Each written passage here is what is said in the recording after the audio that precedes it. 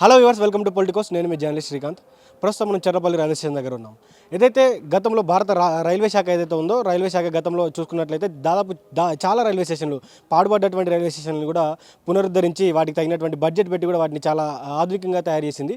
ఇందులో భాగంగా మనం చూసుకున్నట్లయితే అటు బేగంపేట రైల్వే స్టేషన్ని అటు మహిళలకు అంకితం చేసింది. అదేవిధంగా సికింద్రాబాద్ రైల్వే స్టేషన్ కావచ్చు, అటు వరంగల్ రైల్వే స్టేషన్ కావచ్చు, కాజీపేట రైల్వే స్టేషన్ కావచ్చు, కాజీపేట కోచ్ ఫ్యాక్టరీ మీద కూడా అటు పనులు నడుస్తూ ఉన్నాయి.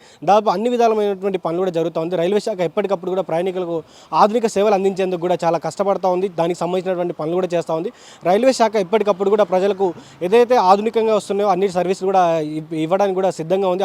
ఆ విధంగా పనులు అయితే పూర్తవుతాయి. మనం చూసుకున్నట్టయితే గతంలో ఏదైతే కేంద్ర ప్రభుత్వం ఉందో మాట ఇచ్చిన విధంగానే ఏదైతే చెర్లపల్లి రైల్వే స్టేషన్ ఉందో దీన్ని ఎయిర్పోర్ట్ స్థాయిలో కూడా దీన్ని నిర్మిస్తామని చెప్పారు. దీన్ని ఎయిర్పోర్ట్ స్థాయిలో నిర్మించారు. సో దీంట్లో వసతులు కూడా ఎయిర్పోర్ట్ స్థాయిలోనే ఉండాలని చెప్పేసి కూడా మనం చూసుకున్నట్లయితే ఇక్కడ అయితే స్లీపింగ్ పార్ట్స్ ఉన్న స్లీపింగ్ పార్ట్స్ని ఓపెన్ చేయడం జరిగింది. సో ఓపెన్ చేసినటువంటి స్లీపింగ్ పార్ట్స్లో దగ్గర ఉన్నటువంటి చాలా రకాలైనటువంటి సర్వీసులు అందిస్తామని కూడా అటు చెర్లపల్లి రైల్వే స్టేషన్ వారు చెప్తా ఉన్నారు. సో చూద్దాం అసలు ఎలాంటి సర్వీసులు అందిస్తూ ఉన్నారు. సో స్లీపింగ్ పార్ట్స్ ఏ విధంగా ఉన్నాయి మనం చూసుకున్నట్లయితే అటు 16 మహిళలకు 16 పురుషులకు కూడా అని చెప్తా ఉన్నారు. సో ఏ విధంగా ఉన్నాయి, లోపల ఎలాంటి ఫెసిలిటీస్ ఉన్నాయి, ఇక్కడ వచ్చినటువంటి ప్రయాణికులు మరి చూసుకున్నట్లయితే అటు కలకత్తా నుంచి కావచ్చు, ఇటు మనం చూసుకున్నట్లయితే తమిళనాడు నుంచి కావచ్చు, కేరళ నుంచి కావచ్చు, వివిధ రాష్ట్రాల నుంచి కూడా అందరూ హైదరాబాద్కి రావడం జరుగుతుంది.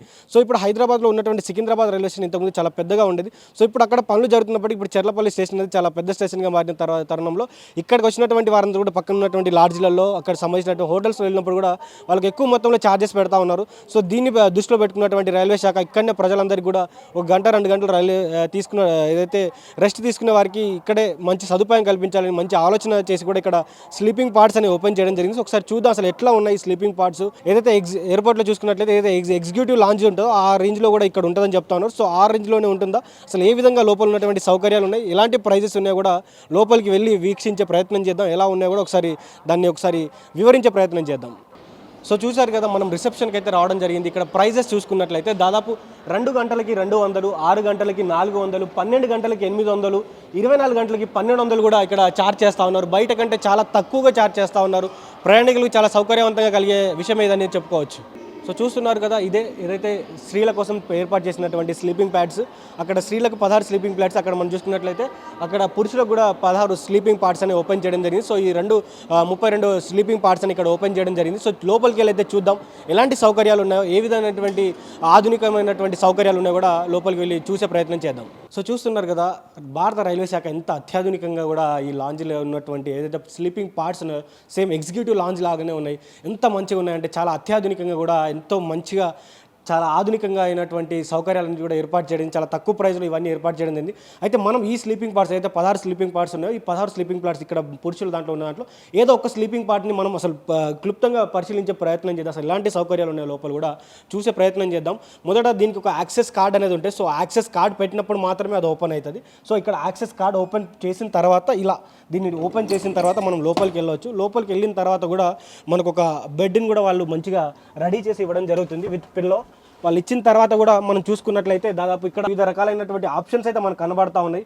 ఇక్కడ మనం ఛార్జింగ్ చేసి ఎక్కించుకోవచ్చు. అదేవిధంగా ఇక్కడ మనం ఇంకోటి యూఎస్బీకి కూడా వాడుకునే అవకాశం అయితే మనకు కల్పించడం జరిగింది. అదేవిధంగా డిఫరెంట్ లైట్స్ అయితే ఇవ్వడం జరిగింది. మనకు వైఫైకి సంబంధించినటువంటివి కూడా బయట కనిపిస్తూ ఉంటాయి. అదేవిధంగా ఇక్కడ ఏసీకి సంబంధించినటువంటి బటన్స్ కూడా ఇవ్వడం జరిగింది. మనకు తగినటువంటి గాలికి సంబంధించినటువంటి ఏసీ బటన్స్ కూడా వాడుకోవచ్చు. అదేవిధంగా ఇక్కడ లైటింగ్, ఒక్కొక్క వ్యక్తికి ఒక్కొక్క లైటింగ్లో పడుకోవడం అనేది ఇష్టంగా ఉంటుంది. కొంతమందికి డిఫరెంట్ లైట్లో పడుకోవడం కూడా ఇష్టం ఉంటుంది. కాబట్టి డిఫరెంట్ లైట్ కూడా విత్ సెన్సార్. ఇప్పుడు చూడండి, ఫెసిలిటీ ఇంత తక్కువ డబ్బుల్లో కూడా ఇవ్వడం అనేది చాలా కష్టం. చాలా అత్యాధునికంగా కూడా అక్కడ ప్రభుత్వాలు ఆలోచించి కూడా ఈ నిర్ణయం తీసుకోవడం జరిగింది. అదేవిధంగా డిఫరెంట్ టైప్స్ ఆఫ్ లైట్స్ అనేవి కూడా ఇవ్వడం జరిగింది. ఇలా చాలా మంచిగా, కొంతమంది ఎక్కువ లైట్లో ఉంటారు, కొంతమంది తక్కువ లైట్లో ఉంటారు. అదేవిధంగా మనం ఇక్కడ చూసుకున్నట్లయితే ఏదైతే ఇక్కడ ఎప్పుడైనా ఫైర్ రావచ్చు, ఫైర్కి సంబంధించినటువంటి అలారం రావచ్చు, ఇలాంటి డిస్టర్బెన్స్ జరిగినా కూడా ఫైర్ రెసిస్టెన్స్ అనేది ఉంది. దీనికి సంబంధించినటువంటి ఏర్పాట్లు కూడా చేయడం జరిగింది. చాలా గొప్పగా ఆలోచించి కూడా వాళ్ళు ఇక్కడ చేయడం జరిగింది. అదేవిధంగా వాళ్ళు ఇక్కడ కొన్ని కాషన్స్ ఇచ్చారు, మనం చూసుకోవచ్చు.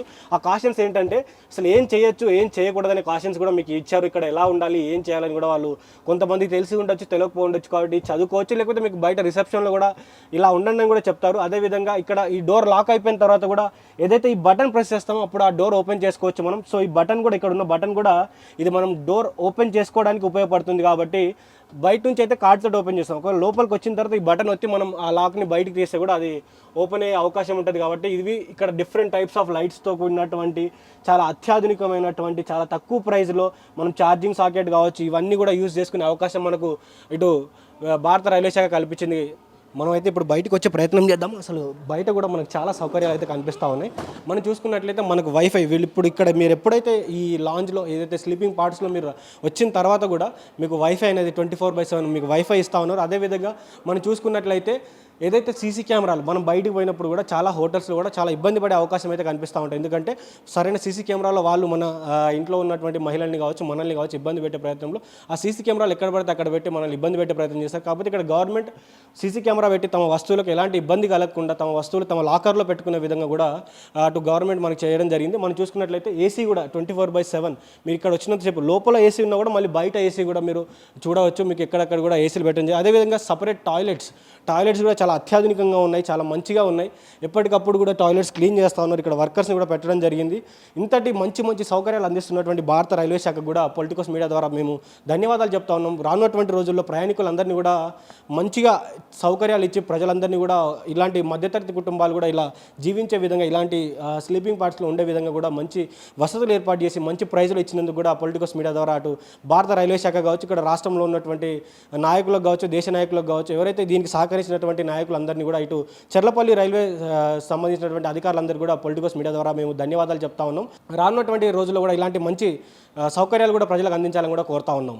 సో ఇది ఇప్పటివరకు update. State to politicos media. This is Srikanth with video journalist Sara Shekhar from Cherlapally, Hyderabad.